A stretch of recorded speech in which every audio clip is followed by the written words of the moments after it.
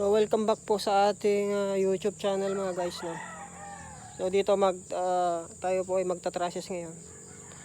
So ang pinaka-spacing po ng ating pinaka-rafter ng ating trusses, paglalagyanan ng tinatawag na mga tubular or channel bar or angle bar ay nasa 120 cm yung kanyang pinaka-spacing.